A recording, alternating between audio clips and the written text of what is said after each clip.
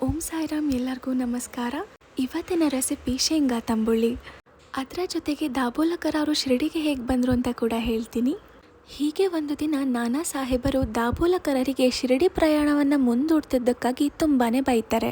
ಹೀಗಾಗಿ ದಾಬೋಲಕರ ಅವರು ಇವತ್ತು ರಾತ್ರಿನೇ ನಾನು ಶಿರಡಿಗೆ ಹೊರಡ್ತೀನಿ ಅಂತ ನಿರ್ಧಾರ ಮಾಡ್ತಾರೆ. ಅದಕ್ಕೆ ಅವರು ದಾದರಿಗೆ ಹೋಗಿ ಅಲ್ಲಿಂದ ಮನಮಾಡ ಗಾಡಿ ಹಿಡಿಬೋದಂತ ಯೋಚಿಸ್ತಾರೆ. ಇನ್ನೇನು ರೈಲು ಹೊರಡುವುದರಲ್ಲಿರುತ್ತೆ. ಅಷ್ಟರಲ್ಲಿ ಒಬ್ಬ ವ್ಯಕ್ತಿ ಬಂದು ಇವರನ್ನ ನೋಡಿ ಎಲ್ಲಿಗೆ ಪ್ರಯಾಣ ಅಂತ ಕೇಳ್ತಾರೆ. ಶಿರಡಿಗೆ ಅಂತ ಇವರು ಉತ್ತರ ಕೊಡ್ತಾರೆ. ಅದಕ್ಕೆ ಆ ವ್ಯಕ್ತಿ, ನೀವು ಸೀದಾ ಬೋರಾ ಬಂದರಿಗೆ ಹೋಗಿ ಅಲ್ಲಿಂದ ಮನಮಾಡ ಗಾಡಿ ಹಿಡೀರಿ, ದಾದರಿಯಲ್ಲಿ ಇಳಿಬೇಡಿ, ಯಾಕಂದ್ರೆ ಅಲ್ಲಿ ಮನಮಾಡ ನಿಲ್ಲೋದಿಲ್ಲ ಅಂತ ಹೇಳ್ತಾರೆ. ಈ ಘಟನೆ ಆಗಿರ್ಲಿಲ್ಲ ಅಂದಿದ್ರೆ ದಾಬೋಲಕರ ಅವರ ಇಚ್ಛೆಯ ಪ್ರಕಾರ ಮರುದಿನ ಶಿರಡಿಗೆ ಹೋಗಕ್ಕೆ ಆಗ್ತಿರ್ಲಿಲ್ಲ. ಆದರೆ ಮರುದಿನ ಬೆಳಿಗ್ಗೆ ಅದೃಷ್ಟ ಬಲದಿಂದ ಶಿರಡಿ ತಲುಪ್ತಾರೆ.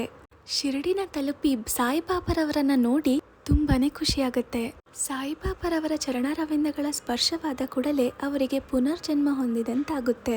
ಬಾಬಾರವರಲ್ಲಿ ಒಂದು ವಿಚಿತ್ರ ಶಕ್ತಿ ಅಡಗಿದೆ, ಹಾಗೆ ಅವರ ದರ್ಶನದಿಂದ ಎಲ್ಲಾ ಭಾವನೆಗಳು ಬದಲಾಗುತ್ತೆ ಅಂತ ಅನ್ಕೊಂತಾರೆ. ನಮ್ಮ ಪೂರ್ವಜನ್ಮದ ಪುಣ್ಯಫಲದಿಂದ ಮಾತ್ರ ಅವರ ದರ್ಶನ ಸಾಧ್ಯ. ಹಾಗೆ ನೀವು ಸಾಯಿಬಾಬರವರನ್ನು ನೋಡಿದರೆ ಪ್ರಪಂಚವೇ ಸಾಯಿಬಾಬರವರಂತೆ ಕಾಣುತ್ತೆ ಅಂತ ಕೂಡ ಹೇಳ್ತಾರೆ. ಇವರಿಗೆ ಸಾಯಿಬಾಬಾ ಅವರು ಹೇಮಾಡ ಪಂಥ ಎಂಬ ಬಿರುದನ್ನ ಯಾಕೆ ಕೊಟ್ರು ಅಂತ ಮುಂದಿನ ವಿಡಿಯೋದಲ್ಲಿ ತಿಳಿಸ್ಕೊಡ್ತೀನಿ. ಧನ್ಯವಾದಗಳು. ಓಂ ಸಾಯಿರಾಮ್.